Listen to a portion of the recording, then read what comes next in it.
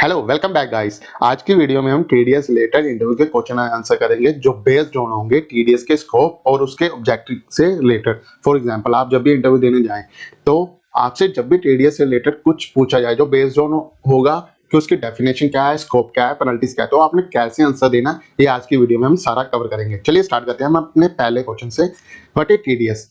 ठीक है, ये सिंपल एक बहुत ही पूछा जाने वाला क्वेश्चन है कि टीडीएस क्या है। अब इसको डिफाइन करके आपने आंसर कैसे देना है। TDS stand for tax deducted at sources. It means of collecting income tax in India under which certain percentage of tax are deducted at the time of making specified payments such as salary, interest, rent, commission, professional fees, etc. The deducted amount is then deposited to the government by the deductor। ठीक है, क्या है TDS?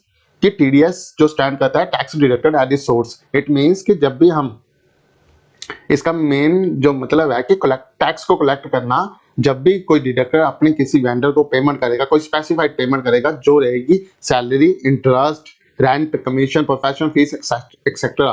ठीक है, तो उस पर जो भी टैक्स काटा होगा वो गवर्नमेंट को जमा करना होगा।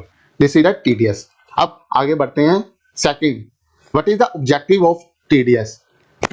क्या क्या ऑब्जेक्टिव रख सकते हैं कि टीडीएस काटने के? First, to ensure regular collection of tax, to prevent tax evasion, to widen taxes base, to ensure that government receive revenue continuously throughout the year। ठीक है, अब ये क्यों जरूरी है? फॉर एग्जांपल मैं एक कंपनी रन करता हूँ, अगर एक मान लो कि टीडीएस ना हो, ठीक है, तो मेरी कंपनी मंथली रेंट पे करी है, जो उसने प्रीमिसेस ले रखी है, कोई फ्लोर ले रखा है जिसपे अपने एम्प्लॉयज को बिठाती है, उनके उनके चेयर्स वगैरह लगी हैं, उनके लैपटॉप वगैरह यानी सिस्टम वगैरह लगे हैं, तो उसका जो मंथली रेंट देते हैं 1 लाख रुपीज। ठीक है, साल का कितना दिया? 12 लाख। अब जो मेरा लैंडलॉर्ड है वो ईयरली इनकम रिसीव कर रहा है 12 लाख। अगर मैं यहाँ पे उसका टीडीएस ना काटूं तो क्या प्रूफ रहेगा गवर्नमेंट के पास? उसको विदाउट टीडीएस पेमेंट कर दूं तो क्या प्रूफ रहेगा कि वो अपना 12 लाख को अपनी इनकम शो करके टैक्स डिपॉजिट करेगा? क्योंकि 12 लाख पे टैक्स मोटा मोटा कितना बैठेगा? 1,12,500 ओल्ड रेज्यूम प्लस 2 लाख का 20% हो गया 40,000।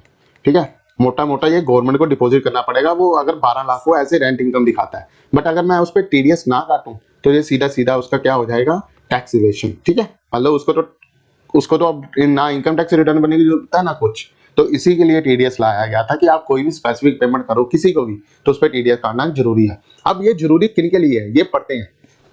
Who is liable to deduct TDS? Any person, फिर बेशक हो इंडिविजुअल हो, company, partnership etcetera, making specified payment under the income tax act liable to deduct TDS except to individual और and HUF whose books are not required to be audited under section 44 AB 44 AB 44 AB या 44 AB AD अलग अलग होते हैं, ये इसके बारे में हम आगे करेंगे।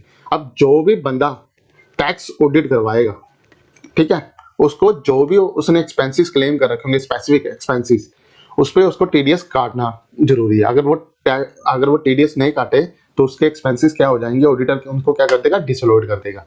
ठीक है, अब आगे बढ़ते हैं। कौन कौन सी पेमेंटें होंगे जिनमें टीडीएस लाइबल होता है? सबसे पहले सैलरी पे, फिर rent, interest, commission, professional and technical services, contract payment and lottery winning. इन सभी पेमेंट पे इंपॉर्टेंट है ये, यानी कुछ मोस्ट इंपॉर्टेंट है ये। इसके अलावा भी कुछ पेमेंट्स होती हैं जिनमें टीडीएस एप्लीकेबल हो, बट ये इंपॉर्टेंट है जो बिजनेस के लिए यूज की जाती है।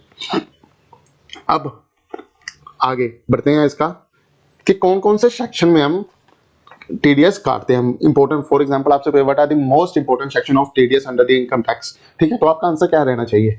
First one 92। आपने जब भी आंसर देना है सेक्शन के साथ उसका एक्सपेंस क्या है जरूर मेंशन करना। इससे बेनिफिट क्या रहेगा आपको? आपके इंटरव्यू को आपका आइडिया लग जाएगा, आपको बेसिक नॉलेज प्लस उसका प्रैक्टिकल नॉलेज भी है। ठीक है, अब 94A interest on other than interest on securities, for example loan. ठीक है, payment to contractor 94C, commission on broker 94H, rent पे 94I, प्रोफेशनल सर्विसेज 94J और परचेसेस ऑफ गुड्स 94Q। ठीक है, अगर हो सके ना तो इनके रेट्स भी ऐड करने के ड्यूरिंग द इंटरव्यू कोशिश कीजिए, पर जिनका आपको पता है उसी का बताना, यही नहीं है, क्योंकि रेंट में 94I में 3 सेक्शन होते हैं। 94I के पार्ट ए और पार्ट बी है और 94B भी है, 94IC भी है। ठीक है, अब आगे what is tan? It is mandatory for tax for deducting TDS 10 stand for tax deduction and collection account number.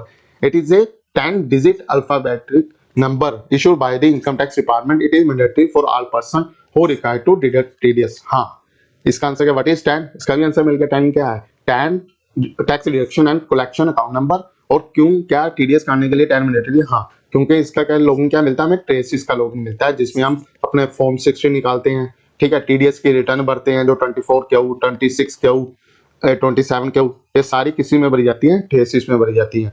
जैसे 10 के 10 डिजिट होते हैं ना, ठीक है, वैसे ही 10 के 10 डिजिट होते हैं जो स्पेसिफाइड करते हैं किसी एरिया को। क्योंकि आप 10 के कोई भी 10 डिजिट उठाओगे, देखो ना, उनके पहले 4 डिजिट होते हैं ना, वो आपका एरिया बता देते हैं कि आप कौन सी स्टेट में हो, किस एरिया में आ जाके आपका टाइम रजिस्टर्ड है, ठीक है। उसके आगे, when should TDS be deposited with the government? Government को कब टीडीएस डिपॉजिट करना होता है? 7th of the following month in which TDS is deducted. 7th of the next month कह सकते हैं हम इसे। और फॉर मार्च जो डेट इज 30 अप्रैल, ठीक है। इसके लिए मैं, अगर ये मेरी वीडियो का पार्ट 1 है, सेकंड वीडियो में मैं आपके लिए ना जो जर्नल बेस्ड होंगे ना, फॉर एग्जांपल जर्नल की एंट्रीज होंगी कि अगर किस सेक्शन पे कितना टीडीएस लगेगा और अगर उसकी लेट फाइलिंग करते हैं तो क्या, विद एग्जांपल मैं आपको समझाऊंगा। बट इसमें मैं आपको सीधे इसका स्कोप और ऑब्जेक्टिव दे रहा हूँ, ठीक है। चलिए आगे बढ़ते हैं। What is TDS certificates? TDS certificate क्या होता है? A TDS certificate is issue by the deductor to the deductee as a proof of deductor. Example include, for example अगर मैं सैलरी का टीडीएस काटता हूँ ना, तो मेरे को फॉर्म 16 दिया जाता है मेरी कंपनी की तरफ से कि हाँ, हमने इतना टीडीएस आपका ड्यूरिंग द ईयर काटा है।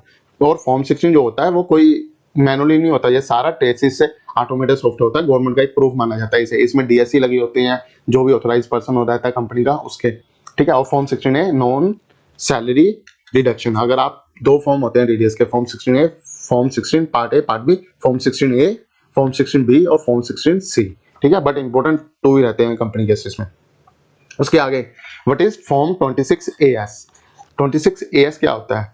Form 26 is a consolidated tax credit statement that show tax deposit against A pan. It include TDS, advance tax, self assessment tax paid by the tax payer, ठीक है। अब form 26 AS क्या होता है? आपने कभी भी इनकम टैक्स का लॉगिन किया होगा ना, तो उसमें ई रिटर्न में जाके वहां पे आता है व्यू फॉर्म 26 AS। ये फॉर्म 26 AS ना एक हमारा खुद का टैक्स पेयर का, जो जिसका टीडीएस कटा हुआ, ठीक है। अगर कंपनी में मैं डिडक्टिव हूँ, तो अगर उसने मेरा फर्स्ट क्वार्टर का टीडीएस काटा ना, तो वो 31 जुलाई के बाद अगर उसने रिटर्न टाइम से भरी, तो मेरे इनकम टैक्स के पोर्टल पे वो शो कर देगा कि हाँ, इस मंथ में इस अमाउंट का टीडीएस आपके इनकम टैक्स के पोर्टल पे जमा हो चुका है।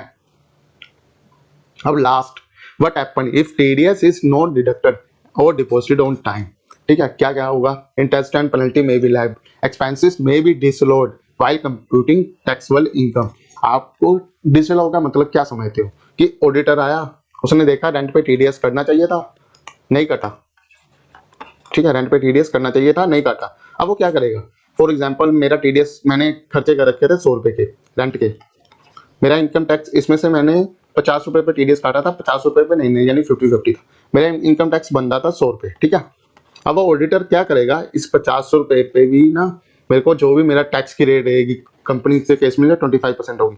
अब वो इसका 25% यानी मोटा मोटा जो 13-14 रुपीज बनेगा, 13-14 रुपए बनेगा, 13 मल्टीप्लाई बाय 4, 50 रुपए बनता है मोटा मोटा, ठीक है। वो 13 रुपए मेरे को बोलेगा कि इसको आप जमा कर दिए, क्योंकि आपका ये वाला एक्सपेंस क्या कर दिया? डिसअलाउ कर दिया। ऑडिटर तब तक ऑडिट रिपोर्ट पे साइन नहीं करेगा जहां तो वो बोलेगा कि जो रेंट आपने पे कर रखा है उसको आज से ऑफिस एक्सपेंस दिखा दो, इसके खर्चे दिखा दो, या रेंट मूव कर लो, या अदरवाइज इस पे टैक्स पे कर दो। इसे बोला जाता है डिसअलाउ करने। अगर यही इनकम टैक्स ऑफिसर पकड़ लेता है तो वो सेम एज ऐसे पेनल्टी चार्ज करेगा आपके ऊपर।